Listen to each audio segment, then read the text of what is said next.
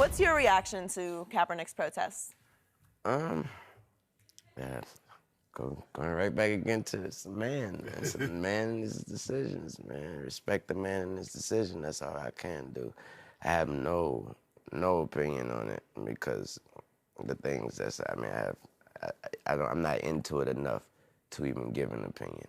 So when he did it, I really didn't even know what. Somebody had to tell me why he was doing it. That's how much I didn't know what was going on, and I kind of still don't. So somebody had to explain to me, like, yo, you kneeling because of the Black Lives Matter thing and because of, and all that wave or whatever, that whole wave just went by me too fast for me even try to even give an opinion. So I just was like, oh, okay, that's what's happening. So you're a deep thinker in these issues. Mm-hmm. So step back from all of it. I know this is a very broad question, but where are we in the United States of America in race relations and what you see from day to day in your life? Skip, they wouldn't want to ask me that. They wouldn't want my answer to represent it because God knows I have been nothing but blessed. My whole path, these 33 years have been nothing but a blessing. I have never, and never is a strong word, I've never dealt with racism, and I'm glad I didn't have to. And I don't know if it's because of my blessings, I don't know if it's, but it is my reality. So I would have to say, not only did I thought it was over, I still believe it's over, but obviously it isn't. So you've never experienced any offensive behavior from any other color or? No, sir. Wow. But you are blessed. But you see what's going on, even in your city, New Orleans, with Alton Sterling. Yeah. During Katrina, the Yeah. officers that killed those and ended up in jail. So I know you say you're not paying attention to it. Yeah. But you see some of the things I see what's going on. Right. Yeah. As far as an opinion on what's going on, I mean, of course, we all want somebody to figure out what's going on first and then put a stop to it, or try to put a stop to it, or everybody come together and figure something out, and maybe just coming together is the solution. But we'd have to do that first. And obviously we have a bunch of differences, people feeling this way, people feeling that way. When you come to a person like me, my answer is always the same, man. My politics, my flag, my country, my nation, my world, all that is Reginae, Cameron, Neil, and his brother, Tony. That's it. That's my nation, that's my flag, that's my world, that's my protest, that's my don't protest, that's my everything. That's all that matters, those 4 kids to me. So go one level deeper with me. I remember one time I saw you after you had done a concert, I think it was in Westchester, different kind of neighborhood, but I asked you what the racial breakdown was of your audience. Do you remember this?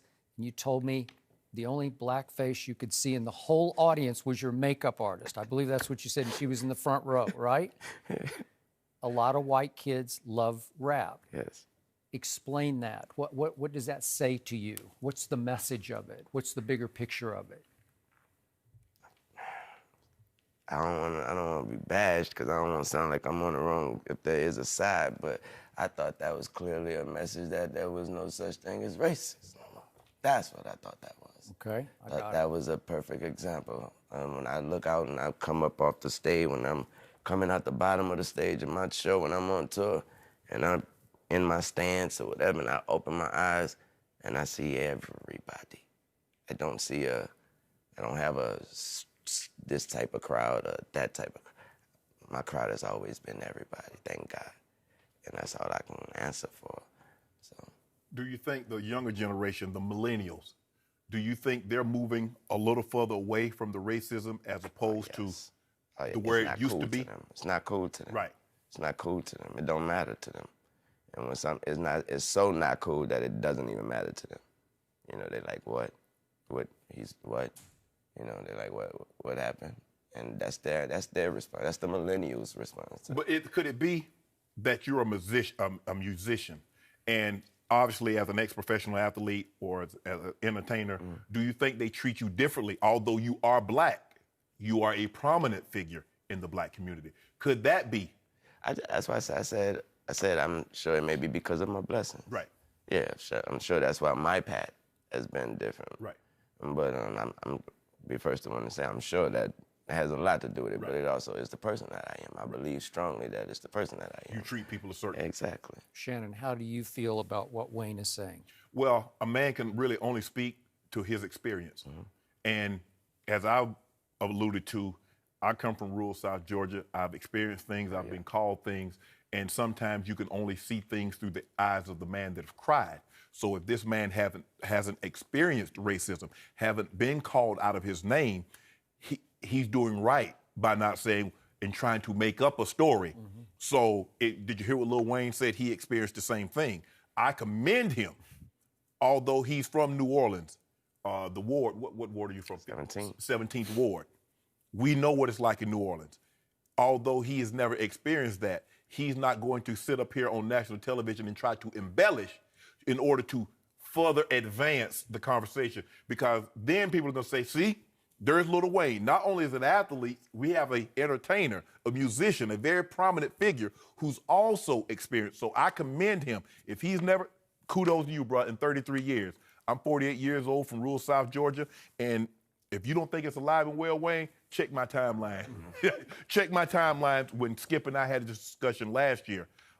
They still would use the N-word. They would still call you the animal with the ring around his tail. Hey, do you? That makes you feel better. I think it says a lot more about you than me, but I'm cool with it. It's not going to stop me from doing what I do. Shannon, does it give you even a glimmer of hope, what he's saying about his more generation, the millennial generation? Yeah, I'm a firm believer that racism, bigotry is a learned, taught emotion.